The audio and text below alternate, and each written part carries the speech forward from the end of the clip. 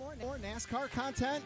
For all the latest in NASCAR, including driver interviews, race recaps, fantasy NASCAR, listener call-in shows, and awesome giveaways, tune in to the Lap Traffic Podcast on iTunes, Podbean, or your favorite hosting site with new shows every Tuesday night.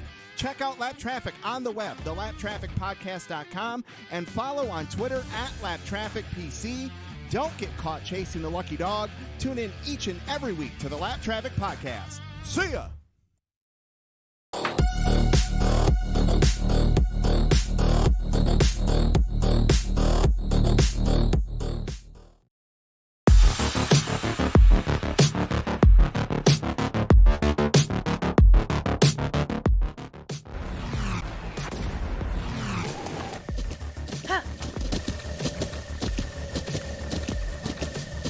With the ButtKicker Gamer 2, what you see and what you hear is what you feel.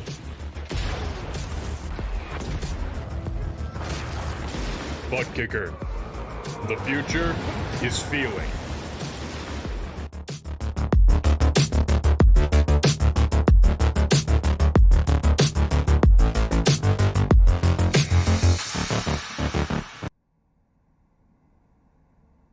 Welcome, ladies and gentlemen, to Freaky Fast Broadcasting Tuesday night coverage of the Full Send Racing Series. Tonight, it's race number 8 and the marking of the midpoint of the regular season. But tonight, it's time to head back to Charlotte. We were here a few weeks ago, but it's time to take on that of the oval instead of the roval. It's the that of the Merica 195. Presented by MCI Graphics here at Charlotte. Again, we're proud to give you all the coverage here on Freaky Fast Broadcasting. We got myself, Sam Dyer, we got Trevor Earhart, as well as Robert Moore Jr. in the background, giving you all the pictures and graphics here tonight. Trevor, we're underway with qualifying with 2 minutes left, but man, here tonight, we're going to test out how the oval here at Charlotte is going to be able to test these drivers. Yeah, after a great showing at the Roval a couple weeks ago, we had a great finish there. We're back here at the Oval, and after last week's chaos around the short track of Lucas Oil Speedway, I think these drivers are ready for a little bit bigger track here tonight, and I think they're going to put on a good show for us. Got a lot of new things coming into this week. Again, this is marking that of the coming up the second half of the regular season, so you got to start hitting your marks. But new rules after last week's chaotic run at that of Lucas Oil, the admins have decided to change the ruling. The drivers originally, for the first 7 races of the season, were given a fast repair to work with throughout this race. But Trevor, from here on out, there is no more safety net, no more fast repairs. They're gonna have to deal with the car that they have from the start of the race to the end. Yeah, that's going to be big if, we have early incidents for some of these guys, especially some of the guys around the playoff bubble with us being halfway through to the playoffs. It's going to be something these guys are going to have to keep an eye on and make sure that they don't overdrive the cars early on and keep it in one piece. As the drivers are finishing up qualifying, a minute left. As you see that of Aaron Hale going to be on his last lap. He's already finished it up, now just getting practice for the 4 machine. Didn't get the best qualifying he was hoping. Going to be 25th on the board. But the driver that's top of the board currently right now, that of Cole Sacchetti in the 42, looking mighty fast at this moment. Some other fast drivers trying to put down some times with 40 seconds left. Here comes the 2 of that of Robert Sherwood, which Robert Sherwood, part of the SMB Motorsports team. Gotta say, Trevor, that team as a whole has been looking very stout, and they're hoping for that luck to continue on. Yes, they have. They've been looking really good, especially in practice, but here comes Sherwood around turn 4 to put in a time lap. See where it puts him on the board here. Let's cross the line up to 10th for Rob Sherwood. Probably not as quick as he was hoping to be, but pretty good starting spot for Rob Sherwood so far. And a driver that's surprising, who is not going to be able to put a time in at all, that's going to be Cameron Sarton in the 24, the 2-time champ, going to be starting at the tail end of the field for this one, which is going to give a huge advantage for the drivers that will be up front for tonight's race. That of the Merica 195, presented by the MCI Graphics here at Charlotte. It's ready to see how that of the qualifying results look here tonight, as it's going to be seen top of the board with the fast time of the 42. Cole Sacchetti gets that pole award with Tim McNally to his outside. That of Charles Hugel in the 30, going to be in third, with Seth Reed in fourth. Sam Siegel going to be in 5th. Zach Hall, newcomer, going to be in 6th place with Joshua Altis, with Lucas Lyons going to be in that of 8th, with Chris Stitz in 9th, and 8th goes that of Robert Sherwood. 11th will be Brandon Pierce. Nick Holland will be to his outside 12th. Andrew Medlin starts 13th. Christopher Wade in 14th. Zachary Peterson 15th. Ken Campbell 16th. Martin Perry 17th. Travis Start 18th. Daniel Keith Jr. and Will Bustler round out your top 20. Then we look at 21st. It's going to be that of Chris Essery in the 32. William Edison in a 343, going to be in that of 22nd. And then it's Bo Tiffany, 23rd. 24th is going to be that of Michael Boyd with Brian Burchett in 25th. Aaron Hill, 26th. And Doug Pierce going to be finishing out the drivers that decided to put a time in back in 27th. 28th is going to be Cameron Sarton. 29th is that of John Dart with that of Ryan Lynch. And that of Lyle Christensen. Going to finish out your 31 drivers here tonight.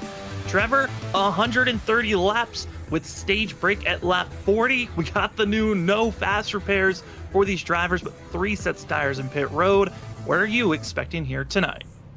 I'm expecting to see some long green flag runs, pit strategy, and tire strategy. I think, Sam, are going to be the biggest things here tonight. The stage break fairly early on, but after that, I think the tire wear for these guys is going to be a key factor.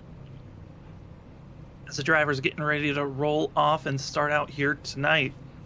Again, this is race number 8 of the season. Last week, Ross Tatum able to become the first multi-time winner for seeing that machine getting himself into victory lane. I think that's one of the things that's pretty interesting to see is who could potentially be the next driver to get a multi-time winner, because we went that of 6, wins all the way through with 6 different winners until last week.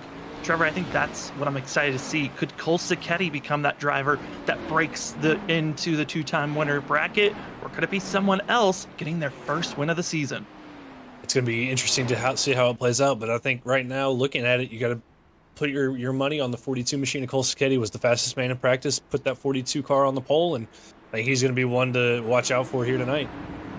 How aggressive do the drivers want to be in these first couple laps with the new rule of no fast repairs? Well, it's time to find out, as drivers going to be starting a little bit further back. It looks like that of our Daytona winner of William Edison's going to be starting a little bit deeper as everyone's catching back up to get ready to get rolling here at Charlotte.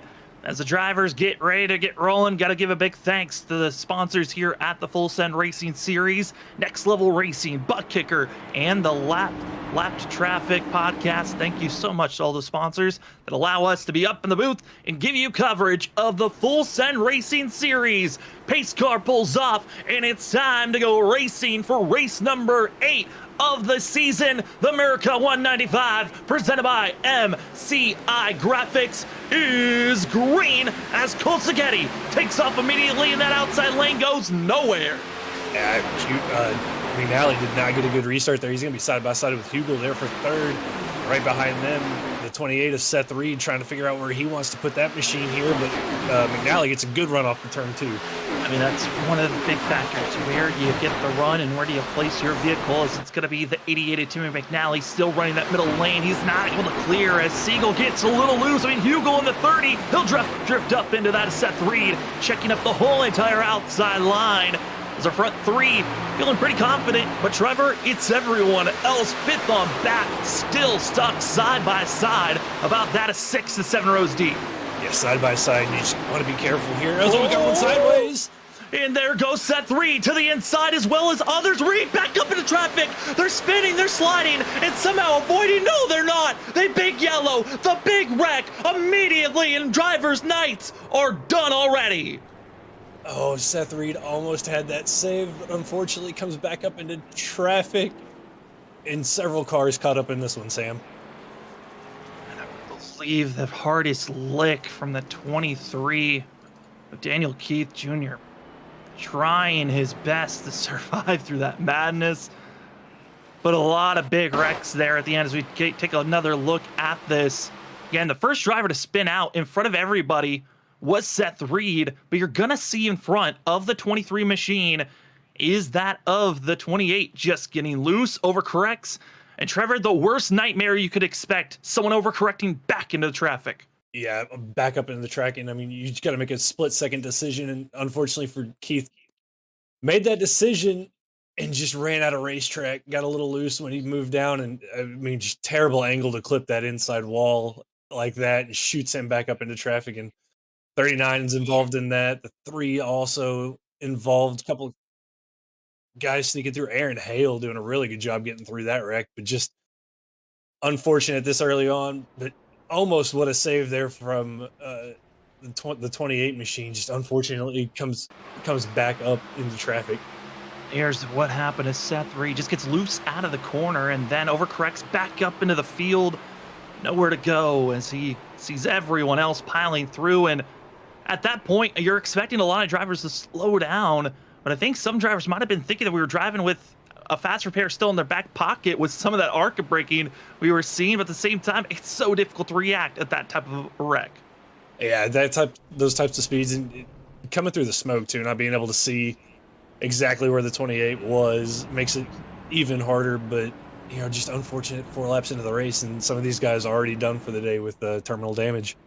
And those drivers with required damage going to be that of Doug Pierce, who was another driver that found himself spinning out of the corner and actually on his own self spin found himself ending his night with Seth Reed as well and Daniel Keith Jr., the 3 heaviest contacts, as some drivers still in pit road getting repairs done, those being Lyle Christensen as well as John Dart, who had required damage previously, now just taking his fate of going multiple laps down. He'll still be in pit road, and actually John Dart going to be officially the first driver to call it a night as he'll leave the server, and adding also that of Ryan Lynch that we saw heavy contact with, and other drivers that came into pit road just for repairs.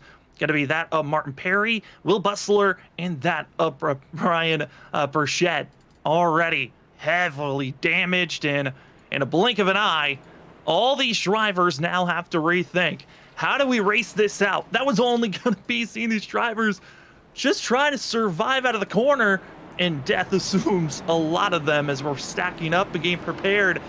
I mean, Trevor, there's a lot of series that we cover here at Freaky Fast Broadcasting with no fast repairs, but to make that change in the middle of the season, that is a complete change of mindset these drivers have to go through now. It's kind of a shell shock.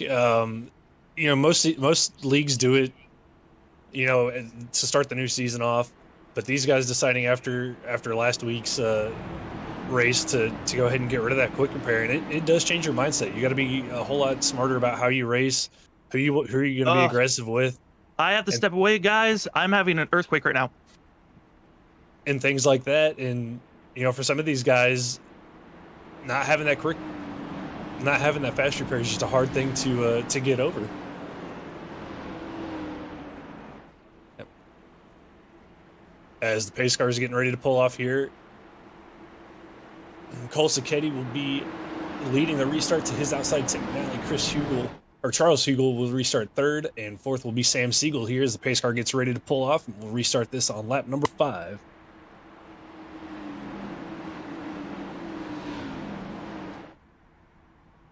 Green flag. And a great restart there from the 42 of Cole Sacchetti with a great jump over the 88 there of Tim McNally as they head off into turn 1. Side-by-side battling for 3rd between the 5 of Zach Hall and now the 94 of Altus. Actually, Altus battling for 5th. There was Sam Siegel as he's lost a couple positions here on this restart. Yeah, we are. All right. Well, ladies and gentlemen, I'm filling in here for Sam Dyer, and we'll go here on track side here. As you said there, Trevor, you can see they're all battling right here with Sam Siegel. Zach Hall right now is up here running in fourth position, newcomer here, but they're all battling side by side and looking pretty good here. After that, that first yellow of that big one, I bet they probably realized I got to take it easy and get some heat put into these tires. Yeah, got to take it a little bit easy. These cars can get really loose, especially on fresh tires, but then as the run goes on, they'll start to tighten up. So we'll see these guys, as this run continues, to kind of push towards that outside wall, which we'll have to be careful there, especially if you're side by side on the inside groove. As we see here. Well, ladies and gentlemen, I don't talk too much, so we're going to be a little bit off here. But we'll see here. We got Christopher Wade right now back here running in 10th position right now as he's going to be battling that number 48 of Sam Siegel right now here. He's just going to make it by him here in the number 2 vehicle Rob is running the low line here, trying to, oh, that's a 38's up into the wall. Oh, and they're going to get 3 wide, and they make it there, Trevor. Oh, my goodness. Sherwood having to go to the grass there to avoid that, as that was the 38 of Brandon Pierce. Like I was talking about, got tight off corner exit, got into the wall there. Thankfully, nobody else really got caught up in that, but almost calamity down the front stretch.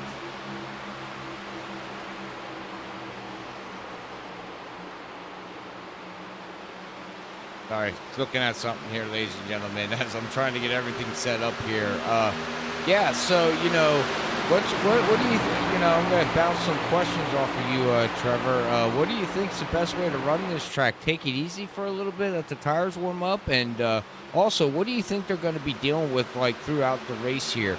Really tight on exit, or is it going to be tight entering into the corner? So I think the best strategy would be, save your tires. I think we've seen that throughout the season as these long runs occur. The guys that can save the tires the best tend to come up toward the front very well. But yeah, Robert, as you were saying, that it's going to be tight on corner exit, not so much on entry. You can carry a lot of speed on the corner entry, but it's getting off the corner where I think later in the run, these guys are going to struggle with the car getting really tight on them. But right now, they've got to worry about the car being a little loose off corner exit as these tires break in.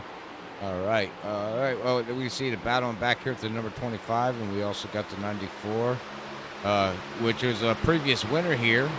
Looking on the inside of Christopher Wade right now. He's going to try to take it down into turn 1. Not sure if he's going to be able to get it. And we can see, what I'm looking at here, Zach Hall still running back here in 4th, 5th position. So these top 5 guys here right now are on top of each other. Yeah, top 5, top 6, make that the top 7 cars pretty much nose to tail, with Sacchetti leading, and then actually make that the top 8. Lucas Lyons now bringing up the rear of that train, but all these guys now starting to single file out, but in a line one after another here. We got one after another all the way back through the whole field, basically. It's going to be single file here right now. And we know here at Charlotte there's not much of a draft that we have to worry about here. I mean, it helps going down the back stretch and front stretch, but I haven't been on this track in so long, I couldn't tell you exactly what's all going on with these cars here. It's been a long time for me here, but right now we've got that number 30 there trying to look up under Christopher Wade, as now we got, who is that getting side by side there, 22, looking for second place there. Yeah, the battle for second, Chris Stitz, Tim McNally, the 53, Christopher Wade, all these 3 guys battling it out for second place right behind our leader of Cole Sacchetti, and Stitz trying to make that bottom line work, getting a little bit pinched down there, can't quite get the run off the corner. It's actually going to lose that spot to McNally, and Christopher Wade might get the both of them here in turn 4. Yeah, we're going to see here right now, but Tim McNally, we got to give him credit in that number 88 machine there, running up here in the front right now. And you know what we always say too here, Trevor, is that Charlotte is a driver's track. Everybody knows it's free on iRacing, and everybody runs here and runs hundreds and thousands of laps. So when we come to Charlotte itself, everybody feels very comfortable running this track. Yeah, it's usually one of the first tracks that these drivers really get to experience when you're coming up through the oval classes, from the rookie street stocks to the classic truck series run here. So a lot of these drivers have a lot of experience here, but in these cars, they can be a little bit of a handful. But so far, after that first caution, everybody doing a really good job as the battle for third kind of picks up here, with Stitz getting around the 88 there of Tim McNally, using that high line to his advantage. Well, I know we missed it in that first wreck there, Trevor, but Tim McNally did hit the wall on lap number 1. So I don't know how much damage that gave him there on the right side, but he did scrape the wall before we had that massive spin going down that backstretch there, with everybody getting involved into that. So that might be playing, as he's really loose, but that might be playing a little factor why he's starting to fall back. Just a little bit of damage can mess up the aerodynamics of this car. And also, ladies and gentlemen, right now Sam is still in our Discord yet, but he is muted.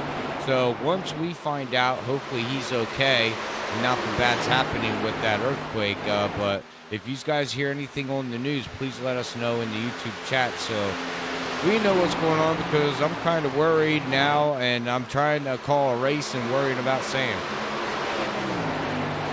Hopefully everything's going okay there for Sam. It's just a quick little earthquake and he can get back here with us tonight. But currently on track, everybody just kind of single filing out, riding along here. A little bit of battling as the 88, as you touched on, of McNally kind of now holding the line here as the 25 of Lucas Lyons tries to make a move here, but top 10 kind of single filing out, a little bit of double file further on back around Zach Hall, Chris Hugel there, but I think most of these drivers now just kind of riding around, getting a feel for it, letting these tires break in to see what they got before we get to the end of the stage here. Yep, get to the end of the stage here very shortly, but right now here we see Andrew Medlin now up 7 positions in that number 12. You know, also one of them drivers that is just takes his time, don't burn his stuff up, and he figures out what he needs to do. And you can see he's already up 7 positions, all the way up here to 6th position. So, he, you know, slowly but surely, I believe he's going to be up in the the top 3 here. And if I had to pick anybody, that's a driver that I would pick that might be able to bring home a win here. Yeah, Medlin showed great speed last week. Unfortunately, got caught up in an incident with a lap car and then caught up in a couple of more incidents later on in that race at Lucas Oil, but had some speed last week, looking to rebound here tonight and doing a good job. Like you said, up 7 spots from where he started, trying to break into the top 5 as the cars in front of him battle for 3rd. No battle for 3rd yet going on right here with Tim McNally and Chris, and then at number 22, they're still side by side. All the way back, that's the 25. Is going to push the 22 of Chris up through the field here, and he's going to try to work his way around Tim McNally here on the high side, and it looks like, oh no, he's going to look maybe to go 3 wide. I don't think that's a good idea. Oh my goodness, Trevor, they're going to go 3 wide. 3 wide off turn number 4 with McNally, Stitz, Lyons all on top of one another. They even it out here, and coming off worse of that is going to be Lyons losing 2 spots, maybe a 3rd here to Andrew Medlin in that 12 machine.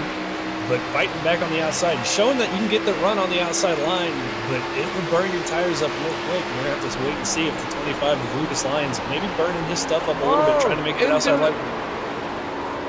It's contact. Contact between the 25 of Lucas Lyons and 22 of Chris Stitz. Both of them save it, but losing a lot of time and causing that inside line to check up. Medlin's going to lose some ground. Sherwood gets by him. The 30 of Hugel gets by. But almost a big wreck there in turn number, coming off of turn 4 as Lyons and Stitz make contact. Right? I mean, they make contact, but they both save it without, which is good.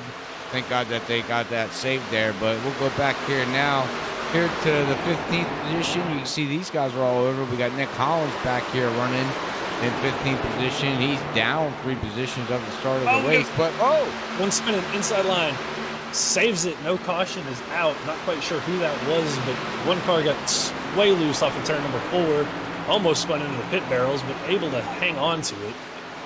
That would be Bo Tiffany there in that number 29 that got loose and almost took out the barrels and took the sand or water, whatever they have in it, with them.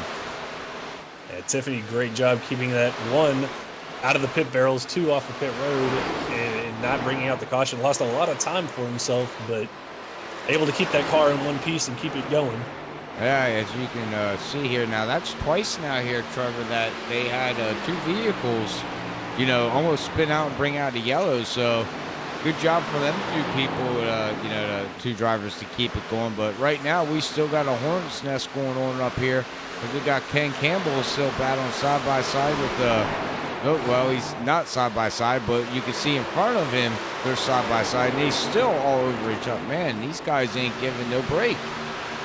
Bustler, Peterson battling side by side. Lucas Lyons, after that little bit of contact with Stitz back here, battling for 15th, 16th, and 17th, and really not giving each other an inch here as those 2 continue to battle side by side. But it looks like Will Bustler able to clear Zachary Peterson there for 15th position. 26 laps in the books here right now, ladies and gentlemen, here at Charlotte Motor Speedway with Full Send Racing League here on Freaky Fast Broadcasting. If you don't mind, don't forget to hit that like and share button. Helps us out, helps the league out, try to get more views and also get more recognition to, these drivers here, because they put on one heck of a show here. As right now we're watching Charles here, and that number 30's running side by side, battling back here in 10th position.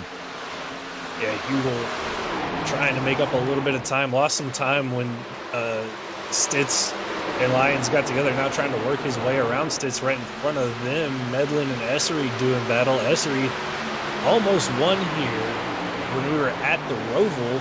So trying to make his way up through the field, up 14 spots from where he started. Didn't have the greatest of qualifying run for that 32 machine, but currently battling it out here with 12 of Andrew Medlin.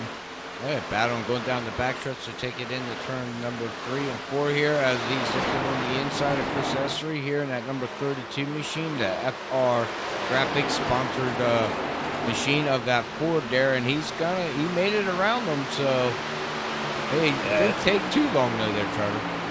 Essery moving up 1 spot now inside the top 10.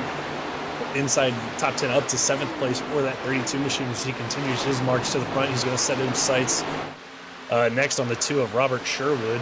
But up front, Sacchetti continues to lead over the 53 of Christopher Wade. Zach Hall up to 3rd position after a little bit of contact up front. Tim McNally runs in 4th. But we watch here as the battling back here continues with Stitz, Hugel, Hall, and Bustler still all stacked up on top of one another for the battle for the 10th place position. All right, well, it looks like we got Sam Dyer unmuted. I don't know if he's okay. Oh, I am all good, guys. Oh, God, you gave me a heart it was attack. a good fun 4.4, earthquake that we got to have here in California for a quick second as we are back to racing. Well, we're all good over here. It was just a good old shake, rattling around the house. Had to check on everything, and now we're good. All right, ladies and gentlemen. Well, I'm going to hand it back over to Sam Dyer and Trevor, and thank God, praise the Lord that you're okay, bud. And we're happy that everyone is safe over here at the moment as we are 10 laps left in this stage. Stage 1 going to be that of Chris Stitz leading the charge of the drivers inside of the top 10. And Trevor, it's been chaotic. There's been a lot of big moves, but man, gotta say for Stitz, he's trying his best to hold off that of Holland and others. Yeah, Stitz, further back than I think he would have liked to have been, was inside the, up to 6th, almost up to the top 5, got a little bit of contact with Lyons, and now actually losing that 10th place spot to Nick Holland in the 68. I think those tires might be a little shot from the slide he took coming out of turn number 4. But trying to hang on and stay within that top 10 is the 22 machine of Stitz. That top 10 really certainly is a battle with the driver that has moved up the most positions, up 19 spots. He missed on qualifying, but the 24 is still quick. Cameron starting in 9th place, trying to close in on Andrew Medlin and that of Chris Essery. This is 7th, 8th, and we're riding on board with 9th place position of the 24. Sarton doing a great job working his way through traffic, was able to avoid the big wreck early on in this race, avoided a couple of little incidents we've had since then, and that 24 machine looking clean, looking fast as he closes in on the 12 of Andrew Medlin here. Getting to ride on board with the 24 machine. I mean, this of Charlotte, certainly a track that almost everyone on iRacing knows so well. It's a free track. It's one of the first tracks that you really get to test in the oval side. And Trevor, a track that at some point seems so simple, but at the same time can be quite difficult at moments.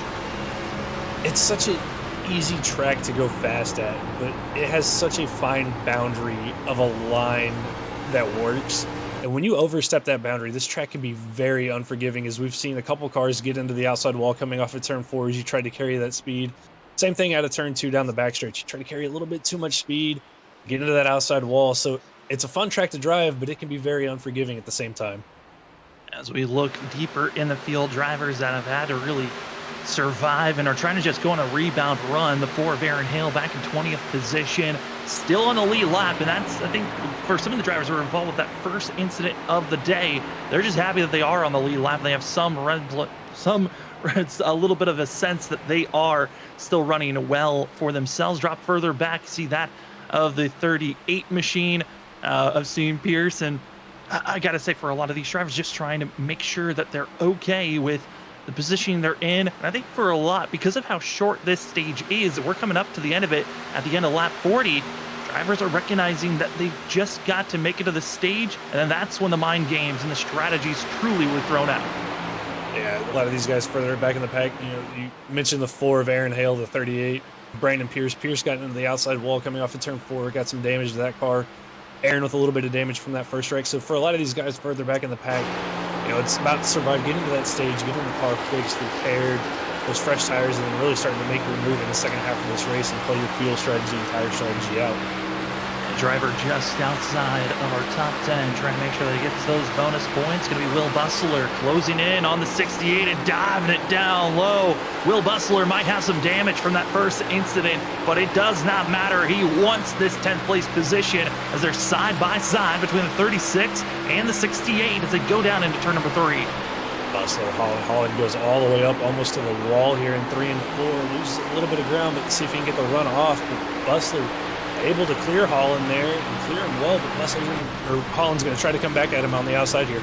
That outside lane, especially late in these runs, such a defensive line to hold. If you want to keep position, you might feel like maybe you don't have the speed, but was not able to keep himself side by side. But here comes that late run. Here comes Nick Holland trying to fight on back as they're closing in on a little bit of lap traffic in front of them. Yeah, a little bit of a lap traffic there, but able to clear. I believe that's the 81 machine of Michael Boyd, but able to get around him, and Bustler now pulling a couple car lengths over the 68 of Nick Holland, and Bustler looking good to get that final stage point here as we close in at the end of the stage. Those last 10 laps get to see a little bit of swapping of 4 different drivers that were in that 10th place position. Will Bustler looks like he is secured in that spot. But a driver, if we go further up ahead, Cole Sacchetti has been feeling confident, our pole sitter. He has been dominating this run as we're coming to lap 40. But the driver that's been on the late charge, who's been the fastest on track, Zach Hall, he's up to that a second as he started back in 6th place, up 4 positions. That 5 machine, he looks a little quick and might be able to do a little bit of contesting the 42 later in this race. But for this stage, Cole Sacchetti is looking great at the moment with over that of a second ahead of the 5. Yeah, Cole Sacchetti just basically been on cruise control since the start of the stage here. But the 5 machine, you know, Zach Hall fell back a little bit there on the start, maybe saving a little bit of tire, was able to work his way back up to 2nd. And right behind them in 3rd, I mean, Christopher Wade up 11 spots from where he started. So great opening run for the 53 machine as well.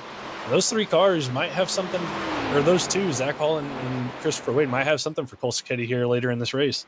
It might have it, but for now, we have our yellow flag out for the stage break as we're going to take take a quick breather and get ourselves back to giving you coverage here. But for your stage break, your top 10, going to be that of Cole Sacchetti, Zach Hall. 3rd's going to be that of Christopher Wade. 4th's going to be Tim McNally. 5th is going to be that of Joshua Altis, with that of Robert Sherwood in 6th. 7th going to be Chris Essery, Andrew Medlin 8th. 9th is the hard charger of Cameron Sarton with Will Bustler in 10th. We're going to go side by side. You won't miss a thing. We'll be back in just a few moments to give you more coverage from the Full Send Racing Series here on Freaky Fast Broadcasting.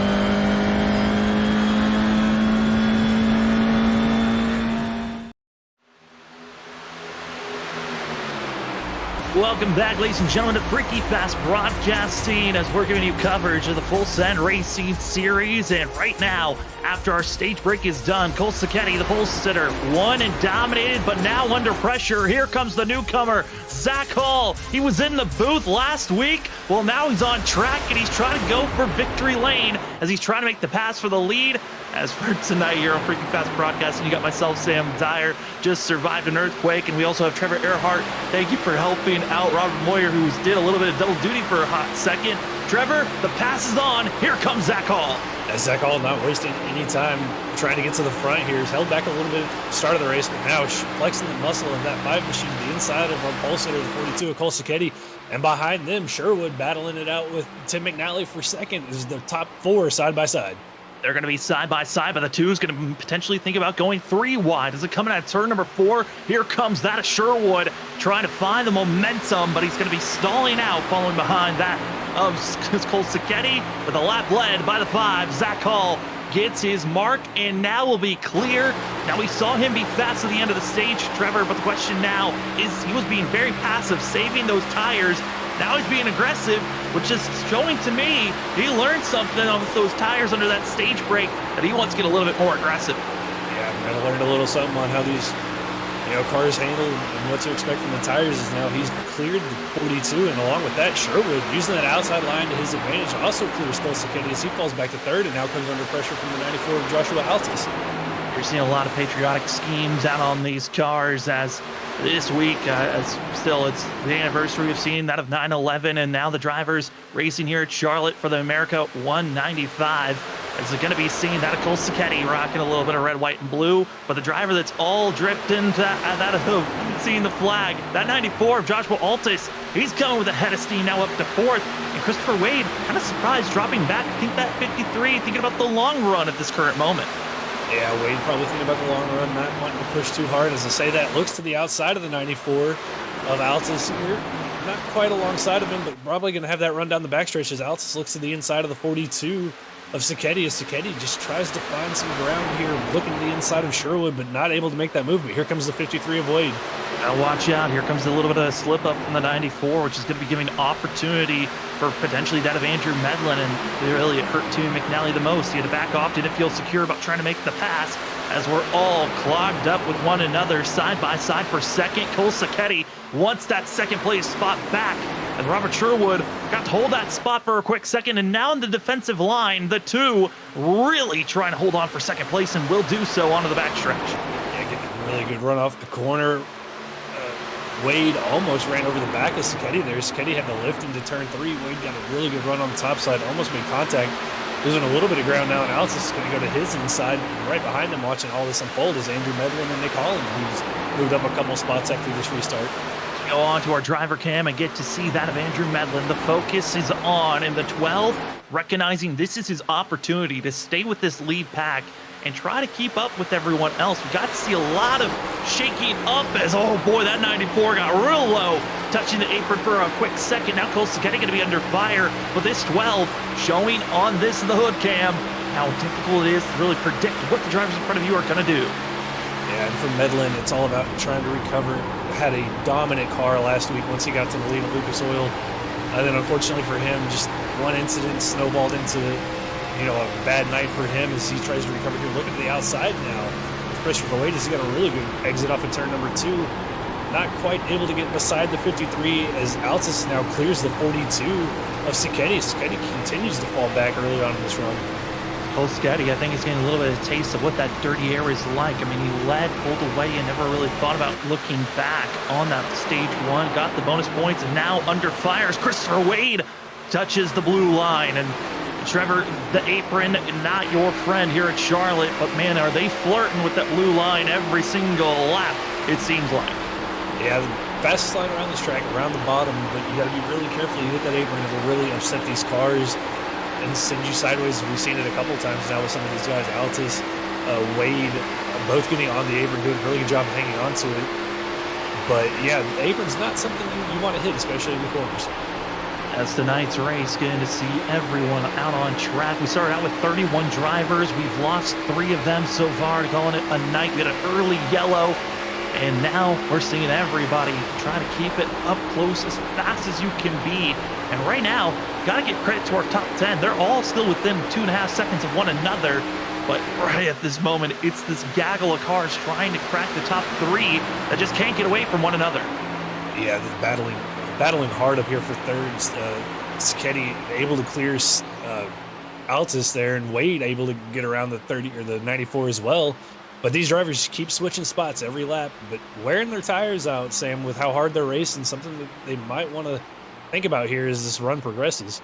Little bit of a bump given there. The 32 of Essery giving it to Medlin as it looked like they were packed like sardines, and nobody really feeling safe as Holland holds on with that loose sensation for the 68. A lot of these drivers now, as we've been green in this run for about 12 laps, those tires start to feel a little bit more wear and tear on themselves, as it's now the transition, who's saved and who's been aggressive, and now the transition of who's going to move forward and who's going backwards. We're going to have to wait and see in this lead group who saved tires, who raced too hard, maybe burned a little bit of stuff up, as Medlin now looks to the inside of Altus here off of turn number 4. A 12 machine starting to move up. The 94 starting to slide back a little bit, but Nick Holland right there trying to find the line to go with who's going to be faster here as they head off into turn number 1. We're looking at the track and the lap times. His last go around, it was the 53. Christopher Wade, the fastest of that, of second back to 10th. In this group, the overall fastest driver is Zach Hall, who is looking quick up front. No! Cole Siketti into the 2 of Christoph, that of Sherwood. Sherwood drifting, holding on, locking it down. No! Cameron Sarton exploding after contact with the 2. Huge contact there from the 24 of Sarton into the side of Sherwood there in both of those cars. Sam, I'm afraid are going to be done for the night after that wreck, but all started with a little bit of contact from Cole Siketti to the 2 of Sherwood here, as we're going to go back and take a look at the replay. So you're going to see from the 24's point of view, again, Sherwood was hoping there was a gap and hoping that 2 would just be able to drift down, but launching into the air, slamming back down to the surface, and the 24 required damage. He has to go to pit road after that one. And when we see the slight puffs of smoke, that is a blown engine for the 24. Unfortunate there from the 2-time champ of Cameron Sarton, the winner at the Roval after a great battle with Essery. But tonight, not going to be the result that 24 machine was looking for, as our leaders, half our leaders come to pit road and half of them stay out, Sam. And it's going to be that was leading that run of Zach Hall into pit road for the 5 machine. It's kind of an interesting call for himself, because majority of the other drivers deciding to stay out. This 5 is going to drop pretty deep in the field. Around that 12th to 13th is looking to be the window that Zach Hall falls to. Yeah, 3 sets of tires for these drivers tonight. So a lot of these drivers right now coming down pit road using that second set, leaving them with one more for the rest of the race. So it's interesting pit call. Oh, fuel only call from these guys. So maybe a fuel strategy here for some of these drivers. Fuel only for Zach Hall. The rest of the drivers that came into pit road all taking tires. And again, these drivers have a 90% fuel load that they're working with.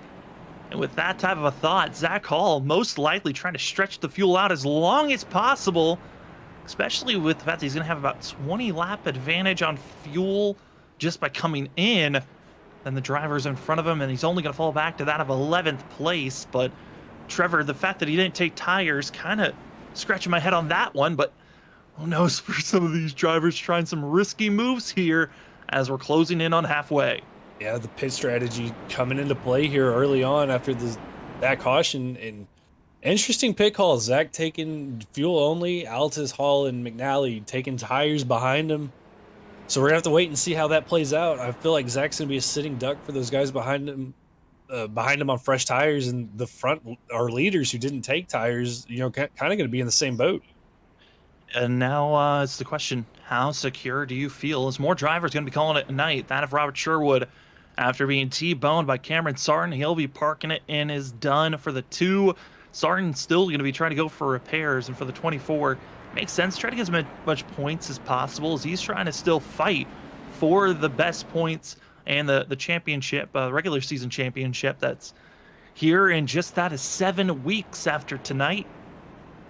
As right now, Cole Siketti, Christopher Wade, Andrew Medlin, that of Chris Essery. Lucas Lyon's going to be your top 5, ready to get rolling as we're about to get ourselves back to the 1 to go marker. It gives us time to give thanks to some of our sponsors. You see him on our top left blinking away.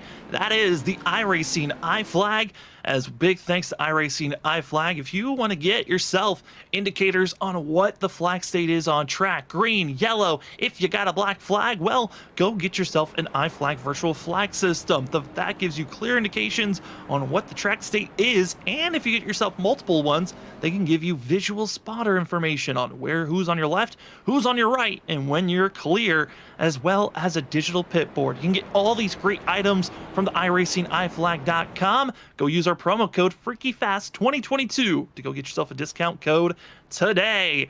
As well as we're going to get the 1 to go marker here, I want to give a big shout out to the admin box. The admin box, it's got some LED box lights behind, so it gives you a little bit of shininess on your box, but it's a premium button box with a plug, set, and go to make sure that you're the best admin race control out there for league races, hosted races, and whatever your needs are on iRacing.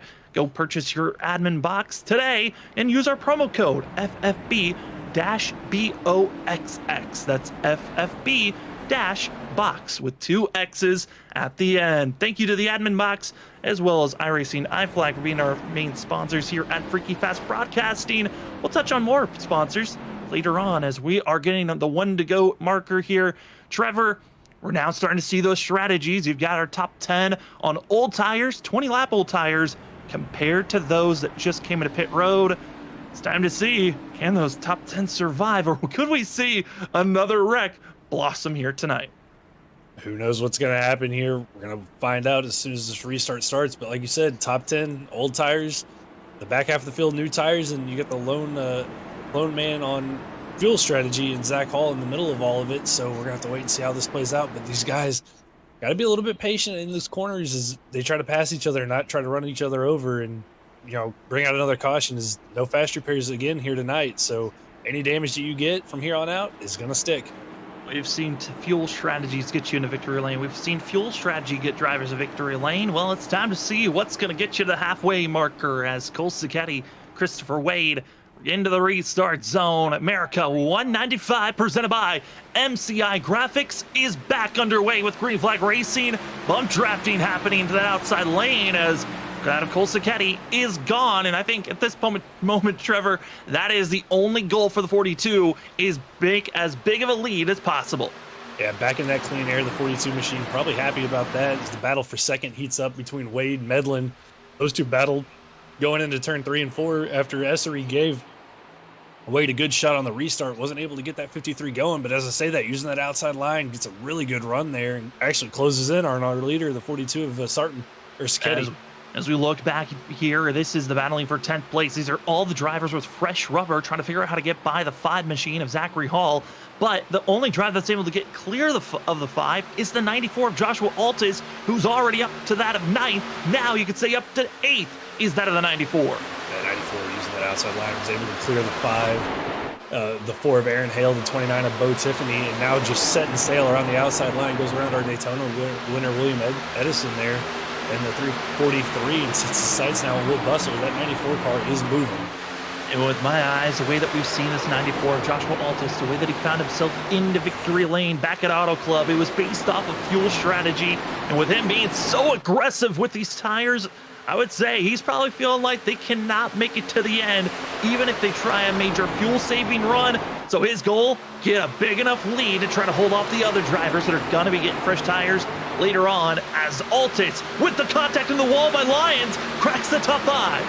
The Lions got tight there off of turn 4, gets into the wall, and the 25 machine now going to start falling like a rock with that aero damage. But Altis now right on the back of the 32 of Chris Essery. He is coming, and as I say that, Wade battling for the lead with Cole Sacchetti there down the backstretch. On the outside is going to be the 53, Cole Sacchetti defending down low, but that's a great way to lose your position with older tires. Christopher Wade, the run out of turn 4, side by side. Who's going to give the draft advantage to who? They're going to stay like that. It's a dogfight, a drag race down in turn number 1, but it's practically a fight for nothing because the 94 is there. Altis, fresh tires. Here comes the run as he's trying to predict where to place this machine. Where does he go? Does he make it 3 wide? Thinks about it. Tucks back in line behind the 42 there of Sacchetti, but the 94 is there, tucking his nose to the inside. Almost contact made with Sacchetti, and he's going to clear Sacchetti and Wade off of turn number 4. It couldn't get any closer, but just like that, 2 for 1 to the lead is going to be Joshua Altis, as now the next driver in line behind. It's the 68 of Nick Holland, who's up to 5th. He's now making the hard charge move with fresh rubber, trying to close in the gap. Now, for Nick Holland, he did sit behind that Zach Hall for quite a bit before he was able to really make this charge forward. Curious on how much that's going to help his tires or hurt him, as now he's got to figure out how to get by the wall of Adam Medlin and Sacchetti. Will he be aggressive, like going that 2 to 3 wide? Nope, he's just going to see these drivers get in line.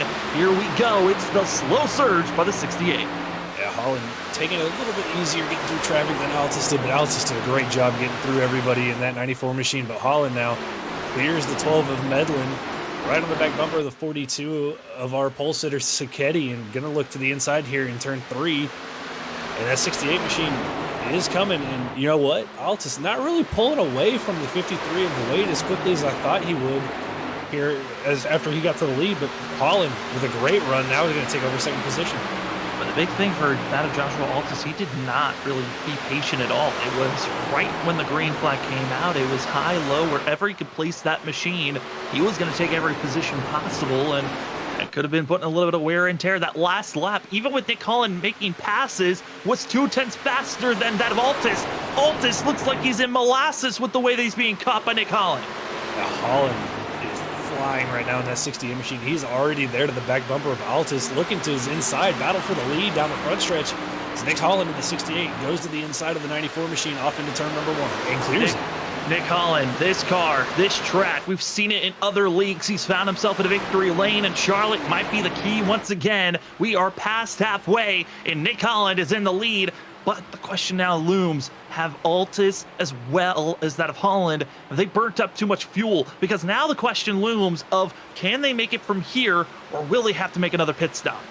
That's going to be the question that everybody's going to want the answers to, as those two set sail from the rest of the field. The next car on fresh tires is going to be Chris Stitz, all the way back in 8th in the 22 machine. But for these two drivers up front, are they going to make it on fuel, or are they going to have to pit one more time? And if so, when are these drivers going to make that pit stop?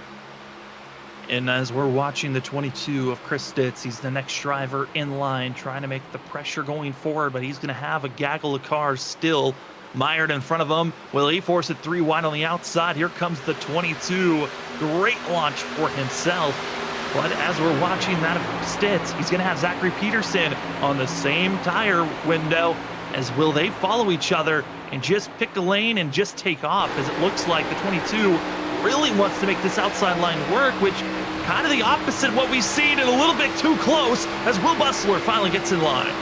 Yeah, I thought about looking like Stitz, thought about coming down in front of Bustler there, just wasn't quite clear of the 36 machine, but now using that outside line and just looking like these cars that he's passing, just like you said, in molasses now as he goes around the 32 of Essery.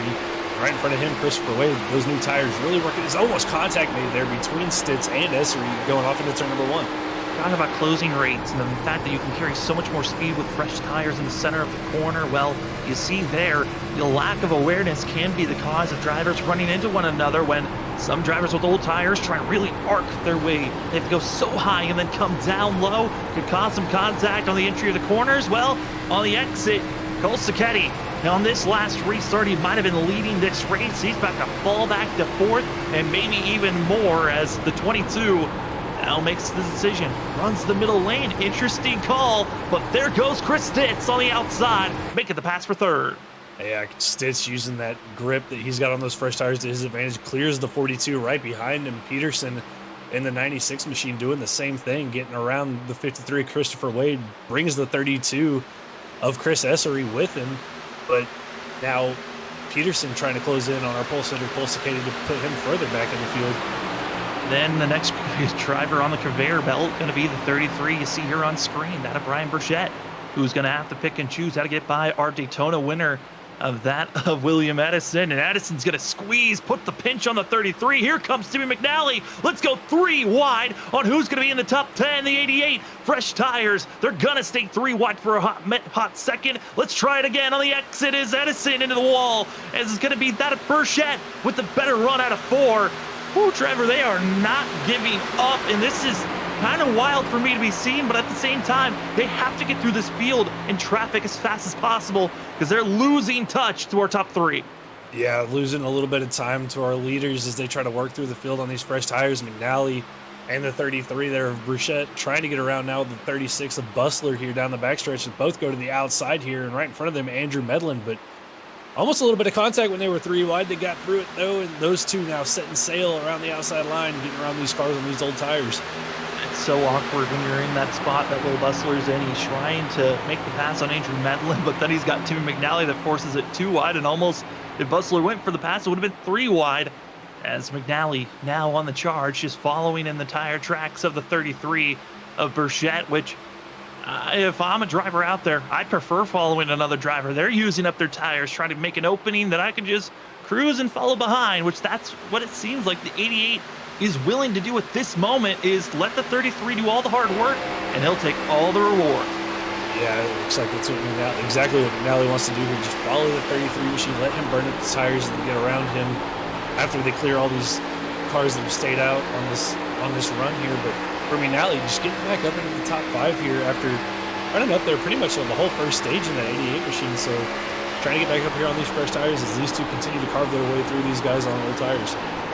And a driver I want to give a big shout out to. Now, they only came in, took fuel, but Zach Hall only took fuel, didn't take tires on that stop. He has been relentless at keeping himself inside the top 15. I thought he would have fallen all the way back immediately on the restart, but he's been fighting and clawing to stay in this position. But I would say it's probably one of the most dangerous positions to be in now, as he's in the eye of the storm of drivers that are on old tires and those that are on new, still swapping back and forth. Yeah, this group been battling really hard back here for, just outside the top 10, just within the top 15. So he gets around Edison there, sets his sights now on the 12 of Andrew Medlin, who's falling back just a little bit on this restart as the guys on new tires have gotten around him. But yeah, like you said, Sam, Zach doing a really good job on these old tires after just taking fuel only. Maybe saved a little bit there at the opening run after the stage break, but that 5 car still has a little bit of speed left in it. And I would say for Zach, his goal, try to get by that of Cole Sacchetti. He's in 5th place currently. For the 5, he's in 12th. He's been doing a great job keeping himself within that of 2.5 seconds of the 42 machine. Everyone else that got fresh tires, it's kind of let them go, let them do their own thing. Because if a caution comes out at this moment, those drivers that have been out there on the tires that they just took on this last restart, they're trapped. They cannot come into pit road for tires because they've only got one more set to work with. Yeah, for these guys that came in on that last caution, took tires, they want this race to go green all the way through for their strategy to work out. For the guys who stayed out, they wouldn't mind seeing a caution right now. They can come in, get fresh tires, and then basically do what these guys that already pit did to them, and pass them all back, get that track position back. As we see here, out of the 30 machine, seeing Charles Hugel in 16th place. Now, Hugel right now, going to be on those fresh tires for himself. Also got a little bit of repairs for the 30 machine as they'll follow in the tracks of the 6 of Travis Dart. He's trying to figure out how to get by that of Edison. Edison staying high, the defensive lane that you need to be in if you want to hold a position. This 343 is doing a great job at the moment as the 6 drifts up. Hold on. And Hugo's going to just stay, hold his position, but that could have been a 3-wide opportunity to make a pass. Yeah, Dart got a little tight there in the middle of the corner, almost got up into Edison there, and Hugel just trying to hang on, not get involved in anything, thought better of going 3 wide there, now tries to attack the 6 of Dart, as Dart looks a little bit vulnerable here off of turn number 2. We got to go back up to the lead, though. I thought Nick Holland was gone. You could say that he was done. He dusted. He had a 2.5 lead on that of Joshua Altus, and in a blink of an eye, he's now side by side for the lead. Altus, he might have climbed his way up to the lead immediately, but once he got to that lead position, it was save those tires for this moment. Back to the lead position is going to be the 94, clearing out of 2. Wow, what a charge by that of Altus to come back from that situation. It makes you wonder if Altus, after he got through all the traffic, just decided to back off a little bit, save the tires, after driving so hard through the field. And for Holland, I mean, we saw him, the pace that he had in that 68, maybe wondering if he used those tires up a little bit too much. And for drivers that have made the pass that are on similar sets, our top 6 are all drivers that took tires under our last yellow that was that of 21 laps ago. Now it is on the line. If we stay green, when do you come into pit road? If you're Cole Sacchetti, Chris Essery, I know our numbers, we weren't really given numbers on what the fuel run was looking like, but with it being 90% fuel load, I would imagine here, Trevor, these drivers looking around that 50 lap marker, which we have just crossed over to. So drivers are in the good to come into pit road, and here they come. Andrew Medlin hitting pit road. Yeah, Medlin going to be the first one to come onto pit road, and I think that's going to trigger a lot of our leaders who didn't pit on that last caution to come down pit road, as Medlin's going to be really quick on those fresh tires, and I don't think that everybody's going to want to lose ground. As we run on board the 5 is Zach Hall. He's in 11th place currently. Again, his goal is to get up to 7th place runner of Cole Sacchetti. Those are the drivers that are on similar tire wear. But into pit road is going to be Cole Sacchetti in the 42 as well. As many of other drivers think about hitting pit road. Andrew Medlin just taking off now. Man, this is the crunch time. If you're coming into pit road, you're banking on this race to stay green. Yeah, you're hoping this race stays green, but you can't make any mistakes getting on and off pit road. This pit road's pretty difficult to get onto and equally as difficult to get off of. Something we don't talk a lot about at racetracks, but there's some pretty big bumps on the apron in 1 and 2 that make this track pretty difficult to get off the pit road, so drivers got to be careful but not give up time of pit exit. As we're right on board with the 5, Zach Hall getting what it's like to drive around this track. Old tires, but still making it work. Is that of the 5. He's running the middle lane. Trevor, this track is so difficult at moments, but Will Bussler's still fighting to defending for that 9th place position. As for the drivers that are out front, they are coming up to 30 laps into the stint for fuel and tires, and we still have that of 40 laps to go. This race isn't done just yet. And for Altus Holland Stitz, at this point, you're hoping that you built up a big enough lead and that the drivers that come into pit road now don't have enough time to catch up to you. Yeah, that's what those drivers are hoping for, or that the fresh tires that they get, if they do get passed by those guys, will allow them to get back by them. So I think for everybody here, you've pretty much made your bed. You're going to lie in it unless we get a late race caution. But Sam, I don't know. Everybody's starting to get a little bit spread out here as pit strategy starts to play out. So I don't know if we're going to see that caution, but you never know. When or if will it happen? As side by side, Bo Tiffany, we got to see Tiffany having their issues under stage 1 of drifting through the grass and somehow holding on. We also got to see some other drivers struggling with their wear and tear during that stage 1 incidents, as you see that of Bo Tiffany once again getting loose. Yeah, Tiffany getting a little bit loose there. And, also for Zach Hall, got into the wall for turn number 4 for the 5 car, so he's got some damage. But for Bo Tiffany, trying to make a comeback in that 29 machine, had a little self-spin early on before our stage break, but doing a really good job recovering up to 12th place for him.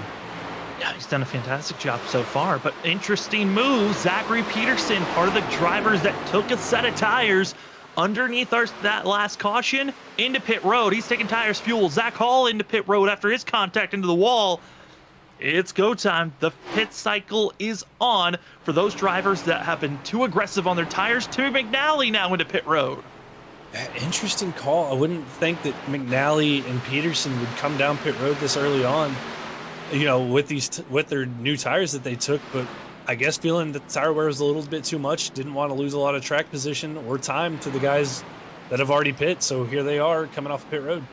I mean, in some strategy realms, yes, it's a little bit on the gutsy side. You're using up your tires. Now you're using your last set here under green flag pit stops, but I'm kind of a fan of it. You take your set, you be aggressive, you build up as much of a lead as possible, and if those drivers that you passed then come into pit road and try to do an undercut, you just stay out there for a couple of more laps. They might catch up to you, they might pass you, but you're going to have that tire advantage for the longer run that we are about to enter, which we're coming up to just that of 35 laps to go. This race is ticking away, and for some of these drivers that stay out, they better hope that they've saved enough fuel. Otherwise, they're going to be questioning if they're going to have enough time to catch up to those that did the undercut.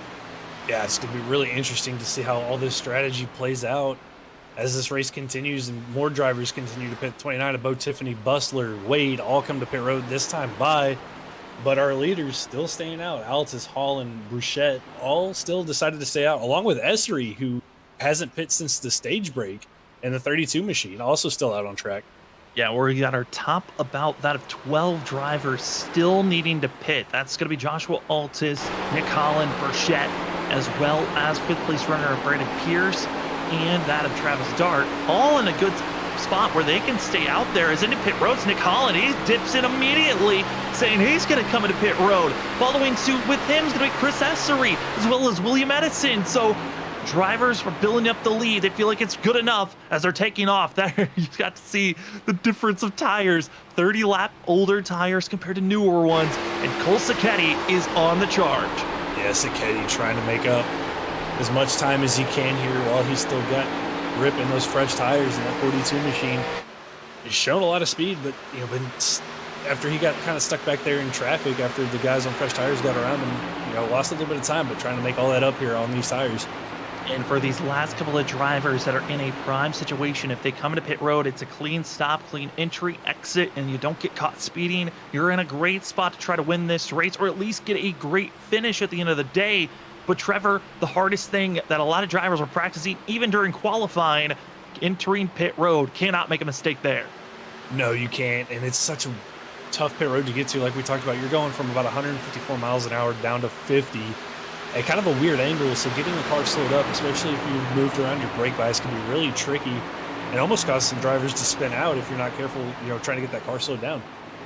As going to be seeing drivers entering pit road, going to be what was the leader of Altus. Now Brian Burchett takes that crown. Also going to be seeing that of Brandon Pierce, Travis Dart, Sam Siegel, and Lucas Lyons. Got into the wall, dropped back. He's on older tires and still staying out, but just made the indication he's coming into pit road this time. Yeah, Travis Dart, Lyons both coming to pit road this time behind for Lyons. Been such an up and down race, was inside our top 10, got a little bit of contact, almost spun out, fell back, got into the outside wall, was driven back through the field. So that 25 machine's been pretty much through the field a couple times here tonight, but looking to have a good run here with this pit strategy. And for the drivers that have already come into pit road, those that did the extreme undercut, Andrew Medlin, one of the first drivers to hit pit road, he's just ahead of Cole Sacchetti. They're battling for 6th place at the moment, but a massive battle to see who is going to be able to take over the lead once this pit cycle is done, as we still got 3 more drivers to hit pit road. That's going to be Brian Burchett, Brandon Pierce, Sam Siegel, and for that of Siegel, he's in an interesting spot. He pitted at the same time as Burchett, and both of them decided to stay out just a little bit later and pit right on the last lap if they could.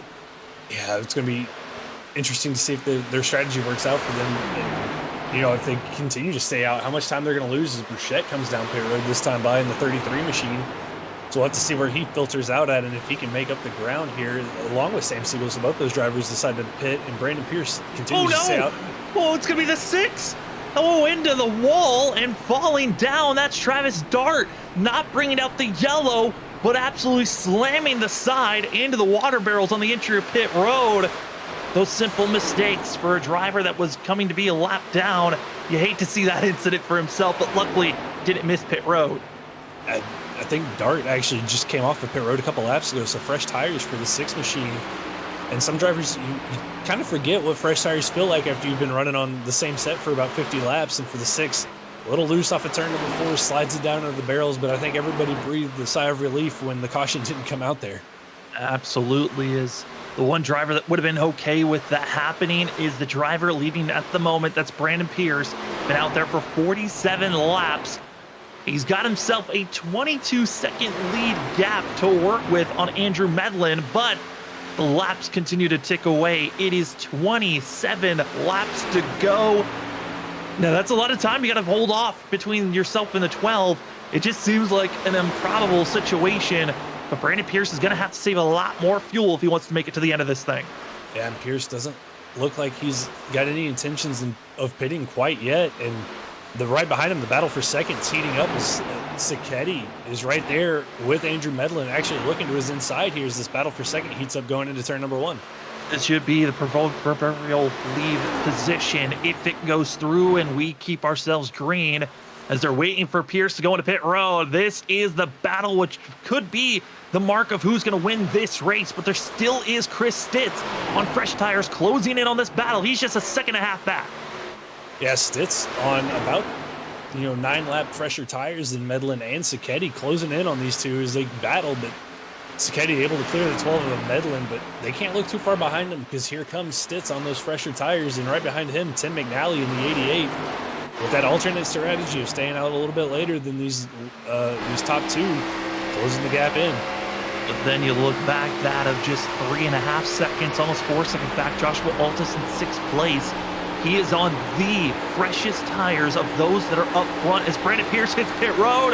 It's now looking for the battle. Can Cole Sacchetti win this race as Chris Stitz is closed in on the back bumper of the 12? Stitz now there to the back bumper of the 12 of Medlin. Looking to his outside and those fresher tires of the 22, just able to drive right around the outside of Medlin now and closing the gap on the 42, our leader of Cole Sacchetti. Cole Sacchetti, he's been trying. Oh, yellow flag comes out. It's going to be Zachary Peterson sliding and bringing out the yellow. And this changes everything, Sam. We have some drivers with an extra set of tires and some drivers with no tires, and this is going to get crazy.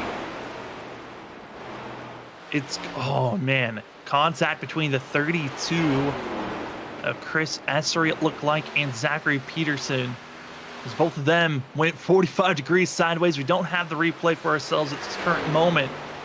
4th caution of the day, 3rd on-track incident, and like you said, this changes everything for drivers that are out there on track. Chris Stitz, as well as Altus, Timmy McNally, and about that of half of our top 10 all do not have that of an extra set to work with, which means, Trevor, we're going to have about that of 12 to 13 drivers that are going to be on old tires, but they're only going to be for some, maybe that of 8-lap old tires to that of about 20-lap disadvantage. But here we go, drivers into pit road to use their final set.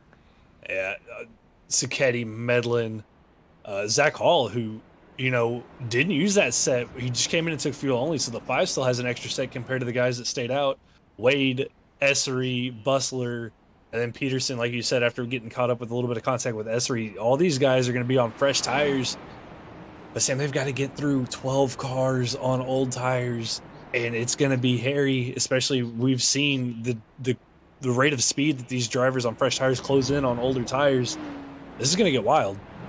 And something that I just noticed on Brandon Pierce, he came into pit road right when the yellow came out. He stays on the lead lap, and the only reason why he's still in the lead lap, he went for 2 tires on his stop. That 38 really lucked out, and he's only, he's going to have the freshest, basically the freshest tires of those that are inside the top 10. This 38 has a chance to win this race based on a 2-tire stop.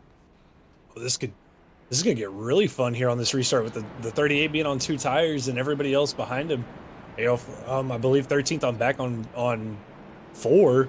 But for the 38, what a strategy call, coming down that late, taking 2 tires, staying on the lead lap, getting that caution break there for himself, putting him in a prime position to make up some ground here on this restart. And now going to be seeing those that just took 4 tires and are going to be trying to see, can they march through this field for the final 20 laps of this race? Cole Sacchetti, Andrew Medlin, 13th, 14th. Christopher Wade's going to be back in 15th position. Will Bustler, Essery, Aaron Hale, and a lot of these drivers searching for a lot of help. Now, Zach Hall, who's one of those drivers we were throwing out as he's in a great spot. He didn't take a set of tires, but if we remember that of about 30-40 laps ago, he clobbered the outside wall. He finally gets that optional repairs done for the 5 machine. Yeah, getting those repairs done is going to be big. Still going to have a little bit of aero damage, and especially here at Charlotte, that damage can be really detrimental to these cars. Thankfully, they're a little bit stronger than they used to be with those composite bodies, so they can take a lick. But for that 5 car now, it's going to have to be about being aggressive here, making up as much time as you can on this restart. And for all our, what were our leaders that came down and took tires, you can't really be patient here on this restart. You've got to go from the drop of the green flag to get through these guys that are on old tires. Who is going to survive? Who's going to have the best strategy? Right now, I think Brandon Pierce is probably my pick to win here tonight, but could it be someone from deeper in the field that just got 4 fresh tires, or could someone else up front who has older tires but somehow can defend? Here tonight, it's been a good one to watch on Freaky Fast Broadcasting. Again, my name is Sam Dyer. With me, Trevor Earhart. Got that Robert Moyer in the background. Did a little bit of double duty earlier on, as we are giving you coverage of the Full Send Racing Series. This is race number 8, past the halfway marker for this regular season. We've already got ourselves that of 6 different winners this season. Can we get their 7th different winner possibly here tonight for the Merica 195, presented by MCI Graphics here at Charlotte Motor Speedway? Trevor, we're stacked up. We're getting ready to go. It's going to be 20 laps to go on this restart. Who do you got? Who do you think might have a chance to win this thing?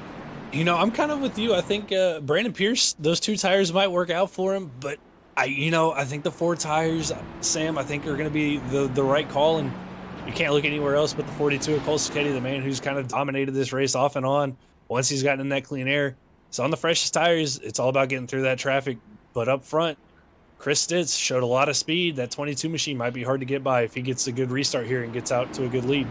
Now, if we talk about the drivers that are inside of our top 6, the one with the freshest rubber is that of Joshua Altis, who's going to be in that second row for the 94. Can he get ahead and build a big enough lead before Brandon Pierce catches up? Now, this is, again, 20 laps. That's a lot of laps to worry about if you're going with the 2-tire strategy that Brandon Pierce is going for. But we've seen this in other series. The 38 has made some magic with some 2-tire stops. Is the magic still there, or will it fizzle out here tonight at Charlotte? As we've also got all the drivers that went for their pit stop under this yellow, they're going to be mired back. 13th on back are all of those drivers. Can they make the surge forward, or will they run out of time? Here we go into the Geico restart zone. We're back to green flag racing here tonight at Charlotte. And Stitz does what he needs to do, gets a great restart there that's going to allow Altis and McNally to battle. And that's exactly what that 22 machine wants to see, is those two battling. But as I say that, Altis on the freshest tires of those top 6 clears the 88 machine and now sets his sights on the 22. And biggest thing for these top 6, they got to break away, they got to move forward, but drivers already having issues further ahead. You see him all the way down to the apron. That's the 53 of Christopher Wade. We stay green, but his chances of winning here tonight could be snuffed out already. But for the lead, Joshua Altis to the inside, the 94. With this the winning move with 19 laps to go? Drivers even further back having bigger issues for themselves, as it's Will Bustler out of turn number 4. They're still wrecking. Siegel spins down with the entry of turn 1, but it's the 36 that brings out the yellow. Yeah, Bustler on those fresh tires got loose off of turn 4 into the pit barrels on pit roads. It's the second car we've seen make contact, and in a separate incident, the 48 machine gets turned around in turn number 1. Take an instant replay of this incident. You're going to see the 36, Will Bustler, marching. He's been involved with earlier wrecks here tonight. 3 wide, and on the exit gets loose and right in front of the 5 machine of Zach Hall. And Hall kind of finishing off the duties and right where you don't want to go. Hello to the water barrels. Yeah, hello to the water barrels indeed. Just spins the 36 machine around, but able to get it out of the barrels and keep going for himself as we take a look and see what happens to the 48 here of Sam Siegel. Maybe a little bit of contact with 32 of Chris Essery, gets the 42 machine out of shape as he spins it to the inside. Thankfully, keeping it down, there's a 14 there of Ken Campbell, or the 15 of Ken Campbell. Oh, a little bit of contact for the 15 machine, not able to clear the 48. Kind of finishes him off as well and sends him spinning to the inside apron. And luckily for the 15, his race is not done, as that was a pretty hard lick that he gave to the 48 that officially got him into the apron. But man, 2 separate incidences, and once again, Trevor, those fresh tires, they fight back on these restarts. Yeah, I mean, like we touched on, you get so used to how the car handles on old tires, and these cars on fresh tires really loose. You can carry a lot of speed, and they get really loose on corner exit. We've kind of seen that with these couple. Well, we saw that with Bustler there as he got loose off of turn 4 and then contact with the 5 of Zachary Hall. But You got to be careful on these fresh tires and getting through this field. Cole Sacchetti up a couple positions there on that restart, but probably not as much ground as he planned on making. But this caution, I think, is going to help them out a little bit as it bunches the field back up. Lucky dog goes to Cameron Sarton, who stayed in pit road for 28 minutes to get that 24 machine repaired. Back out on track, 45 laps down at the moment, but hey, you'll take every lap you can, as the 24 looks to be completely solidified on keeping himself, keep being the highest of those that are a lap down currently, which, hey, kudos to the rest of the field. 23 drivers all on the lead lap. The next one that's a lap down is that of Cameron Sarton.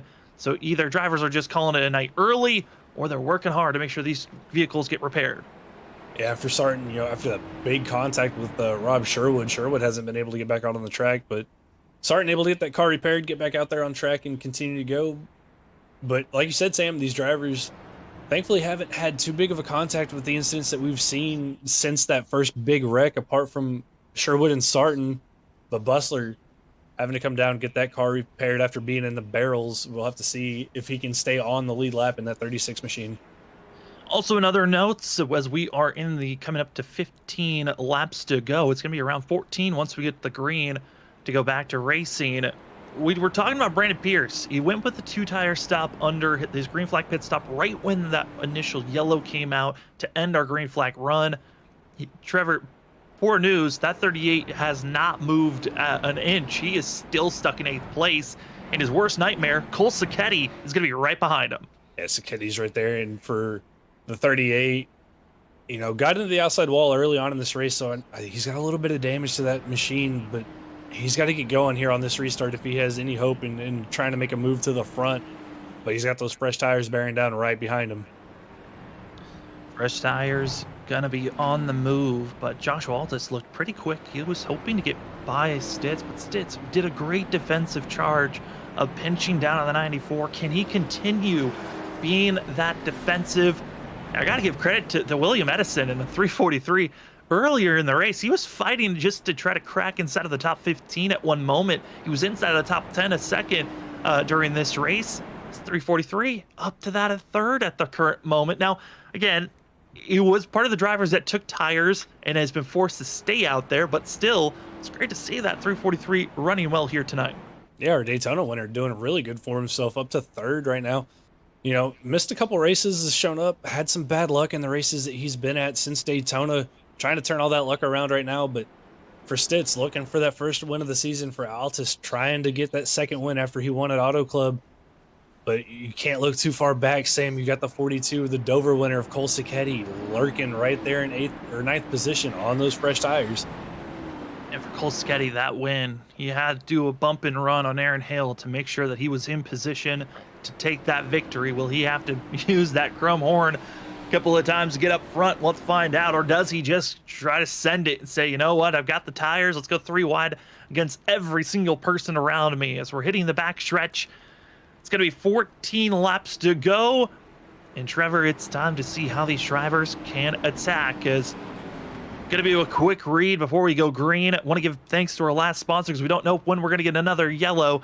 At that, at Advanced Sim Racing, the fastest growing North American sim racing chassis manufacturer out there. Also, a great digital motorsports equipment retailer. Go use our promo code FreakyFast5 to go get yourself a 5% discount code. It's the eBay of esports racing, so get your racing rig set up to get out there on track today. Drivers are stacked up. They're ready to go. Chris Stitz, Joshua Altus, as well as William Edison, Timmy McNally, Nick Holland, Bo Tiffany, Brian Burchett. Going to be the drivers on old tires. Can they hold off Pierce? And also going to be that of Sacchetti. Time will tell as we're back to green flag racing here tonight at Charlotte. That's Stitz again doing a great job in that restart zone. It's a good restart for the 22 machine that actually allows Edison there to clear Altus into turn number 1, and that brings the 68 of Nick Holland to the inside of the 94. But the 94 looking to make a good run here off of turn number 2, but a block there from Edison that continues to allow the 68 of Holland to battle. And Nick Holland now going to have the nose. Can he dive it down low? As William Edison's going to hug that middle lane. Now drop low with a little bit of a block. Stitz is loving this right now, but they've got to be careful with this much aggression. They could be given an opportunity. Cole Sacchetti now going to be up to 6th place as you see the 94 picking and choosing. Where do I go? I just lost my best opportunity to make this pass. Yeah, and for Edison, got into the wall a little bit off the floor, losing some ground as the 94 goes by him, but Sacchetti battling with the 33 of Bruchette, trying to get by him. He's got the 88 of Tim McNally as he tries to get through the field, but right behind him comes the 12 of Andrew Medlin, also on those fresh tires, trying to close the gap on the 42 as he works his way through this traffic. Squeeze every single inch that you can out of these tires. A side-by-side going to be for 6th place. Tim McNally tried his best, but it's for null as Cole Sacchetti up to 5th place. It's a countdown timer. Are there enough laps for the 42 to catch up to Chris Stitz? Stitz is already going to be having over that of a half a second ahead of all these drivers behind, but now is the defensive blocks. Can you hold off that 42? And Sacchetti, a little bit of a wide entry there into turn number 3. Almost got up into Edison there. Edison's going to pinch him a little bit off the corner. It's going to slow down the 42.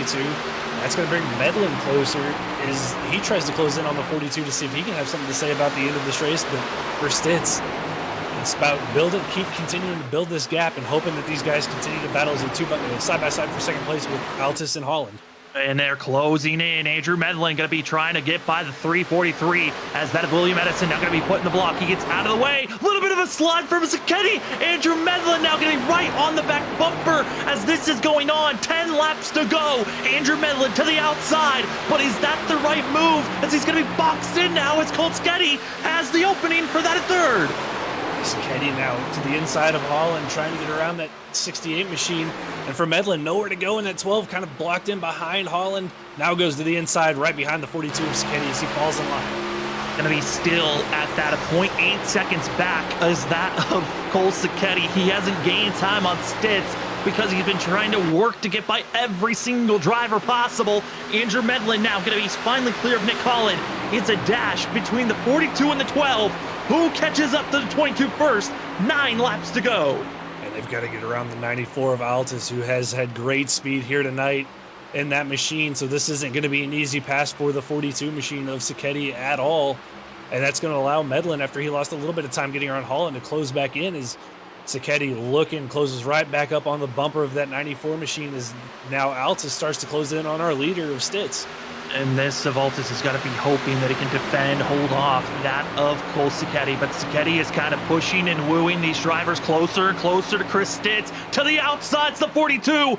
Cole Sacchetti wants his 2nd win of the season. Andrew Medlin keeping it close. He's not letting that bumper get too far ahead. But further on back, they're still getting pretty racy. A yellow flag is still looming as it's going to be side by side for that 3rd place. And the call's gone. Holland, Edison, huge contact in turn number 3. After I think Holland had a little bit of contact with somebody else, sends the 68 machine up into Edison, nowhere for the 343 to go. And they continue to even wreck afterwards. And whew, here's a replay of what brought out this yellow.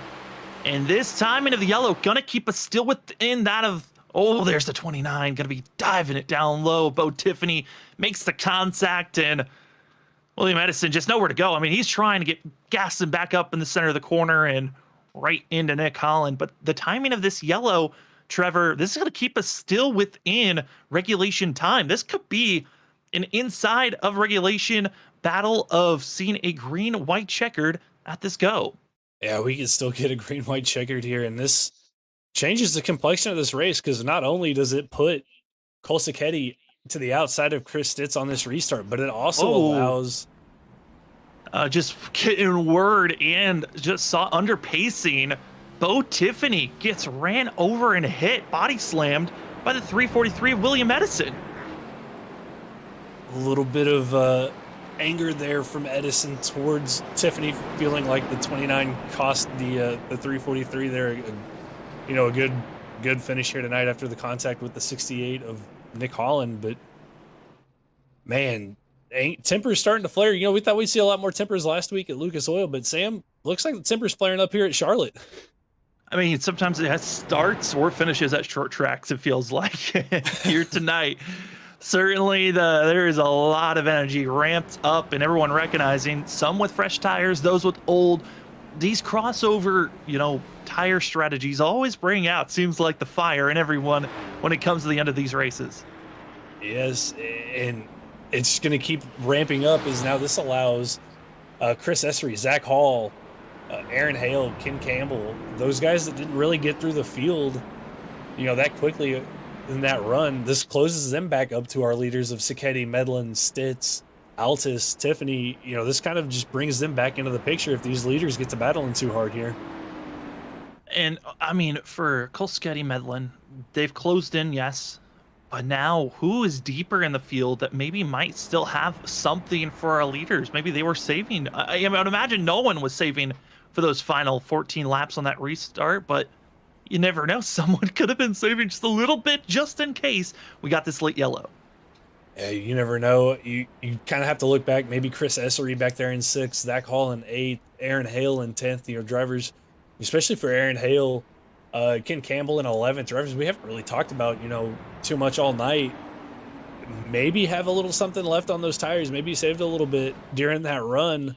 You'll never know. We won't know until this restart, gets going. But this is going to get interesting. Not a lot of laps. Probably a 3-lap shootout, Sam, to the end.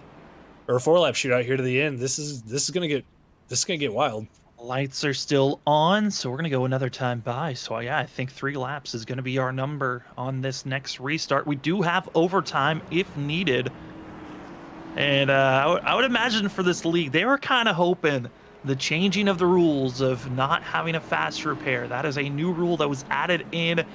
For this point on, there will be no more fast repairs. I think they were expecting, Trevor, for there to be a little bit less yellows and some of this aggressive racing. But it seems like, if anything, it might have ramped things up just a little bit. Also being here at Charlotte where everyone feels like they could be a hero at times, that doesn't help either. Yeah, but when you get down to that 10 lap to go range, I mean, the aggression is going to be there as we close in on the finish of the race. So not surprised to see a late race caution, especially when everybody's kind of stacked up on top of each other. But, now for these guys that have a little bit of damage from incidents throughout the race, maybe got into the wall or were involved in a couple of those incidents, it's all about trying to stay where you are, keep that track position, maybe move up, and maybe hope that there's chaos in front of you. You never know. With a 3-lap shootout, anything can happen. That is certainly sure. It's going to be something to watch out for. As Trevor ended tonight, this is going to be a wild one. But we talked about how last week at Lucas Oil, we thought there was going to be a lot of drama and flair from that. It carried into tonight, but I would imagine it's going to carry on even into next week. Next week, these drivers have to go tackle Bristol Motor Speedway, as well as after that, we're going to Indianapolis, which that track always seems to stir up a little bit more drama. Yeah, you get a one week reprieve from the short tracks. You come to Charlotte, tempers still carry over, and then you go to the short track of Bristol, and we might see more tempers flare up there. Maybe a little bit of payback from some incidents here tonight that get carried over to Bristol. We'll have to wait and find out next week. But Sam, we got a race to finish here tonight first. Going to be 3 laps to go on this next restart. If we get a yellow before we get to the white flag, this race will go into overtime. And up front, it's going to be Chris Stitz on the oldest tires out there on track. Then you've got Cole Sacchetti, Andrew Medlin, fresh tires, going to be 2nd and 3rd. Then you've got Joshua Altus on old tires, Bo Tiffany on old tires. Then it's the surprise, who knows what they've got, of Chris Essery, Zach Hall, deeper in the field. Tonight's been a ramped up one. We had early cautions. We got a little bit of green flag pit stops, but it all comes down to this. Who's winning the Merica 195 presented by MCI Graphics? We're green and already Stitz, hoping he's got a big enough lead as here comes Medlin to the inside. Yeah, he's got a hope here that Medlin and Sacchetti battle hard for the 2nd place position, allow the 22 to pull away, but Medlin clears the 42 of Sacchetti. Essery trying to get around Altus there for 3rd, or for 4th. Not quite able to get around the 94 machine, but for Stitz now, he's got to keep an eye on his mirror and figure out where that 12 is going to go. But Sacchetti not quite done yet, coming back to the outside of Medlin out of turn 4. Hoping to have a big enough run to go after the 12 machine. 2 laps to go for that of Chris Stitz. He wants the white flag. If it's there, he's got a chance to win this thing. As here comes the surge once again. Andrew Medlin to the inside, hugging that blue line to the outside, drifting it up, maximizing his speed. Here comes Medlin to the back bumper. It's been all about tires. Oh, they're spinning. Esri, he's coming back up. Oh, contact with Bo Tiffany. Wade involved as well as he got spun off the bumper of Altus there. Down the backstretch in calamity in turn number 4. The big one strikes in for so many drivers. They hope for this race to come to an end, but if not for their night to end like that, a huge collection of over a handful or more drivers seeing their race done before we are even done with this race. As you see the contact trying to duck down, but that of Altus was already there. Yeah, got a good run, off the outside, tried to get past Altus, had a run on Sacchetti, comes back up the track after the contact, almost gets into the 5. There's Zach Hall, but nowhere for Bo Tiffany to go. Christopher Wade. McNally slides. Bruchette involved. The 38 also involved in that. Man, just nowhere for these guys to go as the 32 of Esri came back up the track and just everybody piling in as they tried to get slowed up for this wreck. And trying so hard to find the break or just find themselves out of trouble as Martin Perry continues to just nowhere to go. I mean, you're sliding down the hill. The momentum carries you through. Now, I know some of these drivers were already involved with incidences that had them parked, but it's Brandon Pierce, Doug Pierce, Martin Perry, Brian Burchett, Chris Esri, Bo Tiffany, the newest drivers to be collected and added to the fray of required damage and be forced into pit road. I mean, that is a lot of drivers, a lot of positions now to be gained. And we saw on that replay, Aaron Hale, Zach Hall, they got real safe there and lucky. And now they're going to be up to 6th and 7th on this next restart. Yeah, those two slowly but surely, with all the chaos that's happened, closing in on our leaders. And not too far behind them, Ken Campbell in the 15 was able to make it through that wreck as well on the same pit strategy. But up front, Chris Stitz did a great job on that restart, held off Andrew Medlin as he battled with Cole Sacchetti. But Sam, he's got to do it again. And we have 3 attempts at a green-white checkered, so he's potentially got to do this 3 more times. I mean, with the amount of restarts that we have here, Trevor, is there truly an advantage anymore? With the way we've been seeing Medlin and Cole Sacchetti and even Altus, those 3 drivers just behind Chris Stitz, they have been very aggressive on trying to close in on the gap, brutalizing those tires. I don't even know if really seeing how these drivers are trying to work on, say, making sure that they're on the best strategy / making sure that they're getting that cool down on their tires. It's really going to help them on this push. Yeah, I think for Stitz, I mean, this might help him out. It might kind of equalize those tires. He's on 12-lap older tires compared to Medlin and Sacchetti, Hale, and Hall. But, with all these cautions and how hard Medlin and Sacchetti had to push to get through the field, they might have equaled out a little bit for the 22 machine as he had to clean air during that run.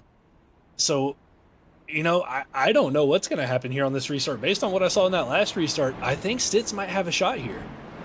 Who will survive? Again, here are the drivers inside of the top 10 on old tires. It's going to be your leader, Chris Stitz, on old tires. Joshua Altuson, 4th on older tires. Then you have to fall all the way down to 7th, where you find Timmy McNally on old tires as well. Everyone else on freshies, but they're quote-unquote freshies. They're only that of 12-lap fresher tires. But these drivers all made their final pit stop that of 24 laps ago or 36 laps ago. So all these drivers really on the older tires where the grip's not the same and they're struggling to find that maximum pace as we are under overtime attempt number 1. In overtime for this series, we've got 3 attempts if needed. Now, the same rule set works for that of attempt 1 and 2.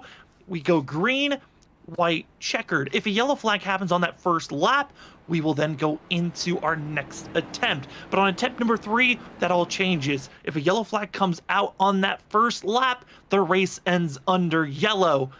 Trevor, we're hoping for this race to stay under green because Chris Stitz is going to have a handful, but this 22 might hope that we go into that 3rd attempt.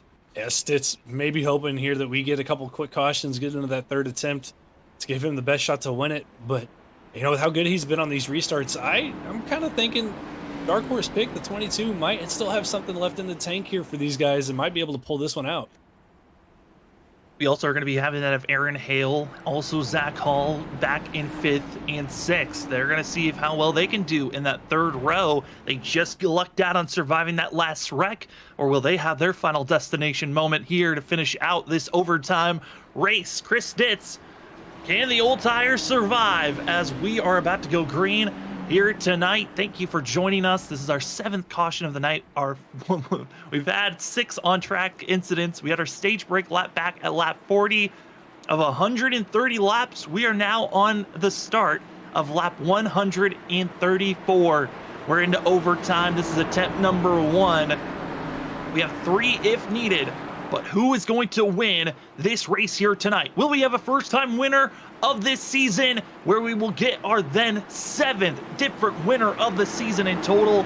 Or will we get a multi-time winner? Cole Sacchetti, Joshua Altis hoping to get their 2nd win this season, while everyone else hoping to get their 1st as the pace car is off into the restart zone. America 195 presented by MCI Graphics is back underway. We're green for overtime attempt number 1. And a great restart there by the outside of Medlin. Still able to keep clear of the 42 of Sacchetti. Those two are going to battle here again in turn number 1. Sacchetti trying to use that bottom line. Not going to make it work as the 94 of Alces closes in on the 42. Medlin almost gets into the outside wall. And that's the big thing for Medlin. You cannot afford to throw it out that far out, as it's going to be battling deeper in the field. But for our leader, Chris Stitz, out of turn number 4, he's happy to see it, or will he? As it's going to be that of the white flag out in the air. Medlin is there. White flag's in. This race is official. Gloves are off. Who's winning here at Charlotte? Medlin to the inside of Stitz in turn number 1. That 12 machine hugging the bottom line, trying to make it work. But Stitz going to fight back hard on the outside line. Try to get that run down the backstretch here, but Sacchetti looking to make it 3 wide. Medlin throws the block. What's going to happen in the turn number 3? We're 3 wide. Here comes that of Sacchetti. Medlin in the middle. Up in the high side into the wall. It's going to be Stitz. He's nowhere to be found. Medlin survives the middle 3 wide and wins here tonight. Great drive by Andrew Medlin. Was on the verge of barely making it to the playoffs. This win solidifies him into the playoffs, but great job getting around the 22 of Stitz, blocking the 42 of Sacchetti out of in turn 3 and 4, and the 12 machine hangs on to win here tonight at Charlotte. I mean, Trevor, does this league ever deny us a great finish? This is our 8th race, 7th different winner. Andrew Medlin kicking himself on the fact that he did not win last week at Lucas Oil. What a way to rebound and fight back to win here at Charlotte a week later. After the heartbreak from last week for Andrew Medlin, this has to feel great for that driver. And what a drive it was, coming from the back of the field with 20 laps to go, surviving the late race cautions, and then getting around Cole Sacchetti and Chris Stitz there on the last lap to get the win here tonight. Great drive by the 12 machine. As we are going to step aside, when we come back, we'll talk to our top 3. Chris Stitz, he tried with a hero move, it didn't work out, as well as our other top 2 of Cole Sacchetti, and our winner here tonight, Andrew Medlin in the 12. We'll be back in just a few moments.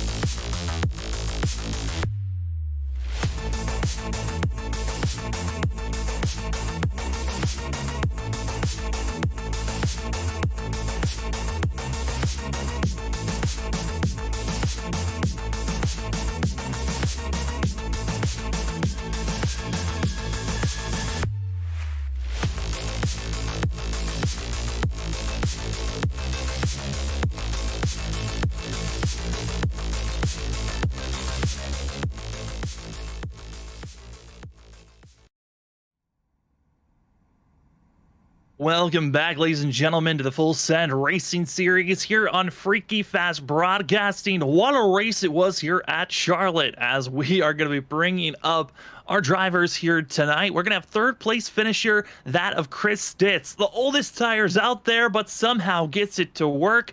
Chris, it's Sam and Trevor up in the booth. How are you feeling after that overtime attempt? And man, that must have been a heartbreaking one. Yeah, it was a really good race up there up front. I thought I was going to hold on coming out of that turn two. I was like, oh, all I got to do is just get around Medlin on the top. But once Cole got it 3 wide, and there was just nothing I could do because I was so high up on the track with old tires. But fun race.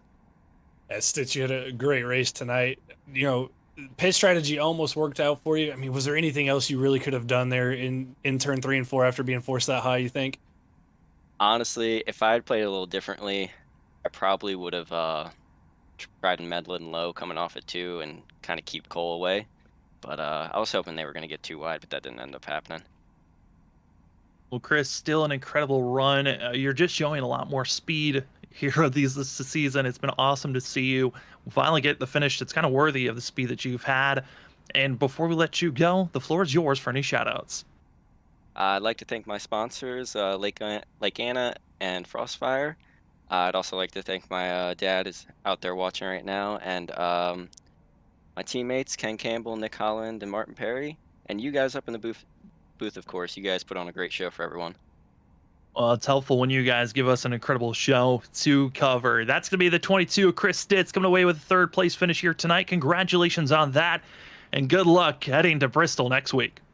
Thank you. You guys have a good one. As we go from third place, we head to that of second place, where we got Cole Sacchetti.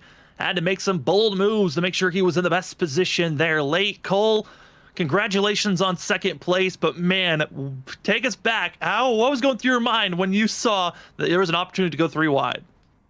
Well, I got a lot of respect for Andrew, so there was a lot of second guessing going through my head, but I already have a win this year, so I was like, well, screw it, we'll see what happens. So I got to his door by the time we got to 3, and I was like, well, we'll see if it sticks. And it stuck, but I started to move up into his door a little bit, so I backed out of it a little bit. Felt like we had the car to beat tonight, but all those cautions there at the end were a little rough. So Yeah, Cole, I mean, you had speed all night long, but looking ahead, you wanted the concrete track at Dover. We head next week to Bristol, another short track. I mean, how are you feeling about going into next week about maybe getting your second win of the season? Bristol's actually my best track, so I'm feeling pretty confident. Hopefully we'll see what happens. I'm coming off a 2-week hiatus, so I'm still trying to get back in the groove of things. I was pretty nervous going into the race tonight, but yeah, they worked themselves out by the time the race ended. So overall, it was a good, fun night. Definitely a hell of a run there at the end with Andrew and Chris. I mean, I couldn't ask for 2 better people to race with, and I'm happy we were able to bring it home clean, all 3 of us. Well, you guys certainly put on a great show for us, and Cole, I'm excited to see what you can bring at the next concrete track. But before we let you go, the floor is yours for any shout-outs. Yeah, I want to shout out Sacchetti Stars out there in the stands. They're there every week. I want to shout out you guys in the booth. Always putting on a good show. Broadcasts are excellent. And I want to shout out everyone at Full Send, Travis Starter especially for putting this on. Look forward to Tuesdays every week. And yeah, we'll see you guys next week at Bristol. We're excited for it. That's going to be Cole Sacchetti in the 42 machine coming away with a second place finish. Congratulations on that, and good luck heading to Bristol next week. All right, thanks, boys. We'll see you next week. As we go from second place, we go to victory lane, where we find a driver that gets himself finally in a spot that he's probably happy to find himself in. We got that of Andrew Medlin up with us in the booth. Andrew, we also got you on camera. How are you feeling after that one? Well, I'm pumped up. I don't know if you were watching on the camera as I was coming out of turn 4 there, but this is normally not a track I'm good at. In fact, I was able to hang in there with some of the craziness that happened. And then I can't wait to see that last lap on the broadcast. The fact that Cole and Chris, we go 3 wide into turn 3 and kept it all straight and pointed straight. That was a wild finish, but obviously thrilled. Thrilled for the finish. Glad to get a win and lock myself in the playoffs here. And we'll go on to next week. Really looking forward to finish out the season strong. Andrew, you locked into the playoffs after the heartbreak that was Lucas Oil last week. You get the win here tonight. You lock yourself in. Heading to another short track next week at Bristol. How you feeling about next week? Well, I think it's no secret. I enjoy the short tracks and the super speedway racing. So the fact we don't have another mile and a half next week, it excites me. It gets the 12 car pretty pumped up about how we can finish strong here. So we'll see. We're definitely the momentum's going the right direction. And like you said, I was really bummed with the finish at Lucas Oil last week. Had a really strong car. Was feeling really good. Obviously, the race kind of got a little crazy and out of hand there near the end, but didn't get the result I was looking for, but quickly made up for it here this week at Charlotte. That you did. Congratulations, Andrew. Before we let you go, the floor is yours for any shout-outs. Yeah, again, I have plenty of shout-outs. So first of all, I got to give a shout-out to my beautiful wife, Sarah, who was actually watching tonight and came in to watch me cross the stripe there first. So appreciate her support. And my father, Bruce, who's always watching, my brother, Aaron, and Joe, appreciate them watching most of the races. Some other fans of mine, Vernon and Christy, and I hear I got a new fan group forming up in Cincinnati, Ohio. And obviously my teammates here at Ricky Bobby Motorsports, Travis Start, Ryan Lynch, Sam Siegel, had some pretty good runs tonight for the team. And certainly the sponsors, MCI Graphics for sponsoring the race, and our league sponsors, ButtKicker, Next Level Racing, and Lap Traffic Podcasts. And can't forget you guys at Freaky Frass with these incredible broadcasts every week. Can't wait to watch that finish there on the broadcast. And last and certainly not least, and she knows her name, Rita Evans. Hope you enjoyed your grandson, Chris Essery's run. It looked like he had a pretty good race, and I know you're your number 2 driver, but hopefully you're at least a little bit excited we brought it home in victory lane. So had a lot of fun, and see you boys next week at Bristol. Well, that's going to be your winner here tonight, the number 12 machine of Andrew Medlin. Congratulations on the win again. You are 7th winner in that of 8 races this season. There's a ton of competition out there. Andrew, again, congratulations and good luck heading to Bristol next week. Appreciate it. See you boys at Bristol. Take care. As we go from victory lane, we go check out the results here tonight, as tonight was a wild one. We had a lot of yellows that popped up early, then late. It just was a mosh podge of who knows what was going to happen at the end, and that 3-wide finish coming into that of turn 3. Who knew who was going to survive out of it? I'm surprised that all 3 drivers made it across the line 1, 2, 3, with that of Andrew Medlin getting the win. Cole Sketty going to get that of 2nd, with Chris Stitz in 3rd, Joshua Altus 4th. Zach Hall, number 5, gets 5th place with Aaron Hale 6th. Tim McNally 7th, 8th goes to Travis Dart. Ken Campbell gets 9th, and 10th is that of Nick Holland, which what a recovery run for the 68 after being involved with one of our late wrecks there. And Trevor, just look at the rest of the field, a lot of highs and plenty of lows here this evening. Yeah, a lot of highs, a lot of lows. I mean, Aaron Hale, great run for the 4 machine, started in the back, great top 10 run for him. Travis Dart. Nick Holland, I mean, after being involved in that wreck, gets himself a top 10, but you got to go back, further down. Chris Essery getting caught up in a late wreck. Brian Bruchette, Bo Tiffany, Brandon Pierce, Cameron Sarton, Rob Sherwood. I mean, all those guys had great speed here tonight. They caught up in just different wrecks. But Sam, 7 races, 8 winners. We go to Bristol next week.